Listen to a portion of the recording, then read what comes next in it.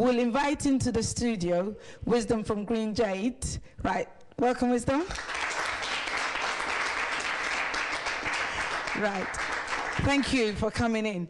Let us hear your comments on this topic, because I know you feel quite passionate about this.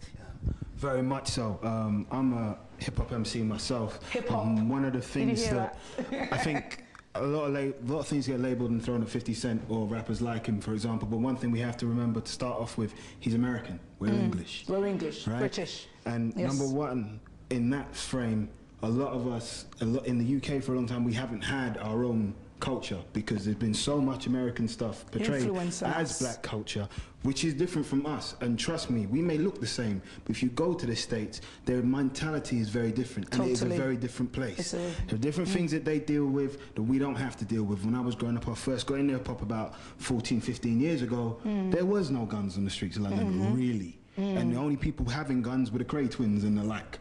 You know, now, and they were not black. And they weren't black. But now that situation has changed. Now, one of the other things that has been mentioned is how we deal with this, and he's right.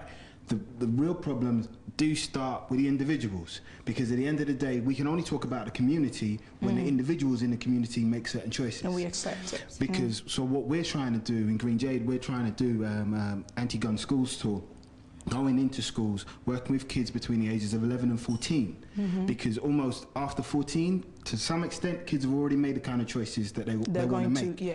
And if they're in a gang, they're already going to be in a gang. And from the time you get involved, from the time you pick up a gun, you can't put it down, because everybody knows you have a gun. So you can't then put your gun down, because now people know that you've got a gun. You can't leave it alone. Let's speak to you, Nathan, because you've got a lot to say on this What the world doesn't understand, right, is that survival is not about preservation sometimes, it's about predation. If you don't do that right, somebody comes to get you. Maybe it might be the reaper, it might be poverty itself. Trust me, if you don't become the predator, you're gone, you become the victim. And me, when somebody brings a gun to me, you know what I'm saying, I gotta retaliate. It's happening all over. The United States did that after the Twin Towers.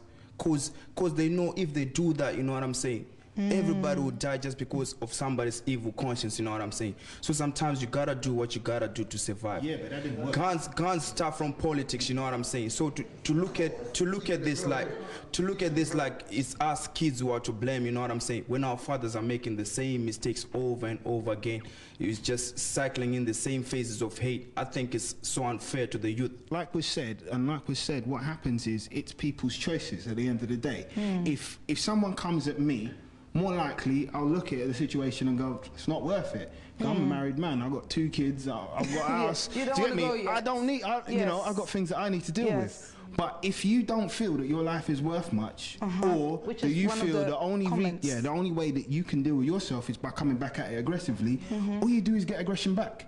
And that's what's happened. We've not been able to teach our young men, and as I've just adopted a 10-year-old boy, and I'm learning that I have to teach him how to deal with a situation. I have to actually learn how to talk to him, so he knows how to go and talk to someone else. Because there is a way to talk a situation down, but if you don't learn it, you can't. The way I look at it, right, the police is doing a good thing, because like, your people try to say like the white culture like is trying to stereotype black people, like, you know what I'm saying, black on black violence.